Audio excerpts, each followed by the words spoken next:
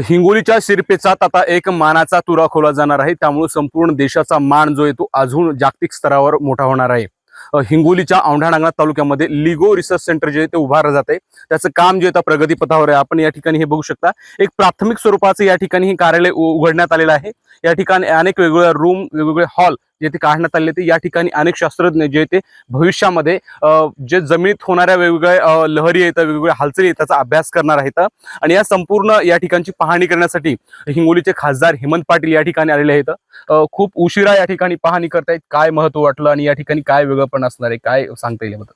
खरं म्हणजे ही जी जागा आहे ही नासाने उपग्रहाद्वारे मागच्या 13 ते 14 वर्षापूर्वी निवडलेली होती आणि 13 वर्षापासून हा प्रकल्प रखडलेला होता। या प्रकल्पाला चालना देण्यासाठी माननीय मंत्री जितेंद्र सिंहजी यांना मी अनेक वेळा भेटलो, परंतु पंतप्रधानांची भेट झाल्यानंतर त्यांना हा प्रश्न मी सांगितल्यानंतर एका महिन्याच्या आत त्यांनी मंत्रिमंडळाच्या बैठकीमध्ये ठरावाला मान्यता दिली, 2600 कोटी रुपये मंजूर केले आणि कामाला सुद्धा चालना दिलेली। आपण बघताय की रडारची उभारणी झालेली आहे, मुख्य इमारतीच्या कामासाठी साईट ऑफिस आणि अनेक ठिकाणच्या कामाची सुरुवात झालेली आहे। हिंगोली जिल्ह्यासाठी अतिशय महत्वाचा हा प्रकल्प आहे।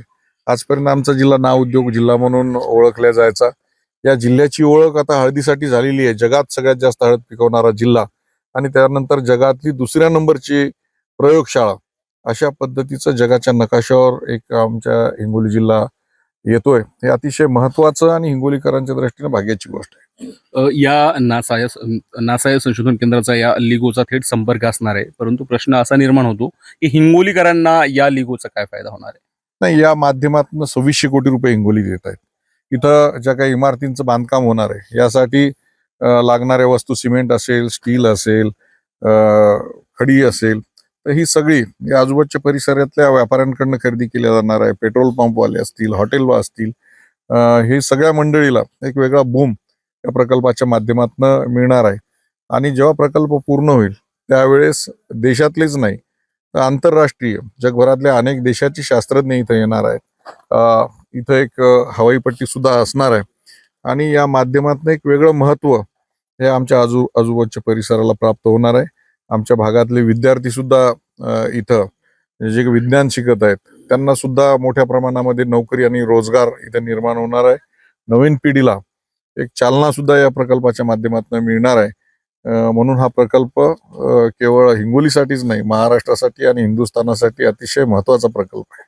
निश्चित या प्रकल्पाच्या दृष्टीने तुम्ही वारंवार प्रधानमंत्र्यांशी भेट घेत होता, तर त्यांच्याशी संवाद साधल्यानंतर त्यांनी कसा या संदर्भात सकारात्मक प्रतिसाद दिला?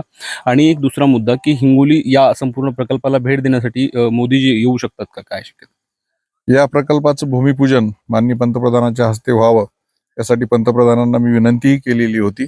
साधारणतः मराठवाड्यातले विज्ञान शिकणारे सगळे लाखभर विद्यार्थी या निमित्तानं इथं जमा करण्याचा माझा मानसही होता, परंतु 11 मे रोजी याचं उद्घाटन हे ऑनलाईन पद्धतीनं करण्यात आलं।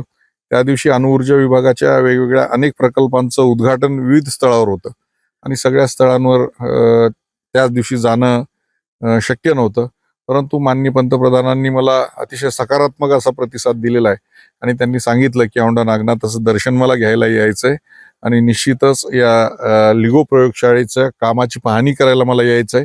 तर येत्या काही महिन्यांमध्ये निश्चितच या देशाचे पंतप्रधान ही लिगोची पाहणी करण्यासाठी येतील असा मला विश्वास आहे।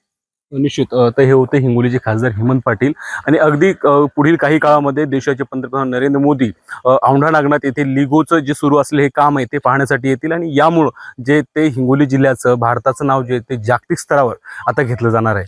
कॅमेरा पर्सन आकाश माधव दिक्के, ABP माझा, औंढा नागनाथ, हिंगोली।